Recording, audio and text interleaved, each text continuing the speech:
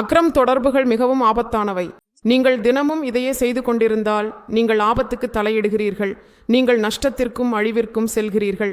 எச்சரிக்கை, அக்ரம் தொடர்புகள் மூலம் உங்கள் வீட்டிற்கு தீங்கு ஏற்படும். கடவுள் உங்களை தண்டிக்கிறார். உங்கள் பிள்ளைகள் வீழ்ச்சி அடைவார்கள். அக்ரம் தொடர்புகளை தவிர்க்க வேண்டும்.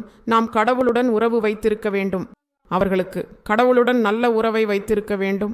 உனக்கு எந்த நியாயமும் இல்லை பிற ஆண்களுடன் உறவு வைத்துக் கொள்வதில். திருமணமான பெண்ணே, இயேசு பிரபு சொல்கிறார், இது நீர் குடிப்பவன் மீண்டும் மீண்டும் தாகப்படுவான். நான் தரும் நீர் குடிப்பவன் ஒருபோதும் தாகப்படமாட்டான். ஹல்லேலூயா. அதுவே உயிர்நீர். அவருடைய பெயரே உயிர்நீர். அவருடைய பெயர் ஓடுநீர்.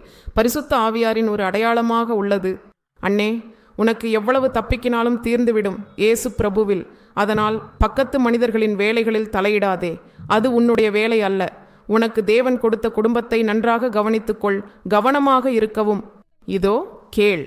நாம் எவ்வளவு நோன்பும் ஜெபமும் சங்கிலி ஜெபமும் வசன சேவையும் செய்தாலும் தேவன் உனக்கு கொடுத்த பொறுப்புகளை நன்றாக நிறைவேற்ற வேண்டும். உன் வாழ்க்கையை ஒழுங்காக நடத்துவதற்காக இன்று தாமதமாகிவிடவில்லை. நீ தினமும் இந்த முடிவை எடுக்க வேண்டும். நான் வீணாக இருக்க மாட்டேன். நான் ஆண்டவரின் வழிகளில் நடப்பேன். முயற்சி செய்வேன். தேவனின் பாதங்களை நாடுவேன். தியானம் செய்வேன். 3 நேரங்களிலும் நான் ஜெபிப்பேன்.